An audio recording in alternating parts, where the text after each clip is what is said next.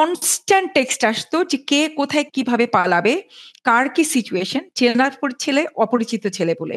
এবং তার ঘটনা, আপু আজকে আমার এই ঘটনা। একটা একদম ওর একদম পরিচিত ওর ছেলেটা জাহাঙ্গীরনগরের ছাত্রনেতা। তো ও বলল যে, "আপু নিচে পুলিশ আসছে। আমি ৪ তলায় আটকা আছি। আমি বুঝতে পারছি না আমি এখন কি করব? আমি কি উপরে ছাদে অ্যা ব্যা টাঙ্কির নিচে চলে যাব?" ঠিক এই মেসেজটা আমি যেদিন পাই, তার আগের দিনই হচ্ছে ওই ভিডিওটা আমরা দেখে ফেলছি যে টাঙ্কির মধ্যে যে মনে আছে আপনার ছাদে যে ছেলেটা ঝুলছে হুম। দিনের বেলা, দিনের রাতে ঝোলা। এই ভিডিওটা তার আগের দিন দেখা। তার পরের দিন রাতের বেলা হচ্ছে গিয়ে আবারও আমি বলছি আমি টাইম পিরিয়ড কিন্তু বলতে পারব না। কিন্তু তার পরের দিন হচ্ছে তখন এই টেক্সটটা পাই যে রাতের বেলা যে, "আপু এখন আমি কি করব?" ওকে আমি ১ম এ টেক্সট করলাম যে, "তুমি যেহেতু ৪ তলায় আছো, ছাদে চলে যাও।"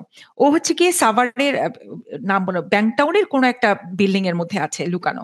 তো আমি বলি, "তুমি ছাদে চলে যাও।" বলে আমি বললাম, "না, তুমি ছাদে যেও না। এখন যদি তুমি ট্যাঙ্কের নিচে লুকাও, তখন আমার ওই মেমোরিটা চলে আসছে যে এটা কোনোভাবেই ওয়াইজ হয় না।"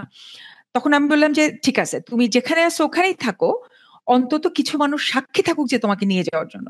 ওই ফ্ল্যাটের লোকগুলা তো সাক্ষী থাকবে যে তোমাকে নিয়ে যাচ্ছে বা ধরে যাচ্ছে। তোমাকে যদি গুলিও করে, অন্ধকারের ইয়ার মধ্যে তো গুলি করতে পারবে না।" তারপর ওর সাথে আমার টেক্সটিং হচ্ছে ও কিভাবে পালাবে। আমি তোমাকে বললাম, "কালকে ভোরবেলা তোমার ১ম কাজ হবে যেহেতু রেড হচ্ছে এই বিল্ডিং এ, তুমি সাভারের বনশাই নদীটা চিনো কিনা?"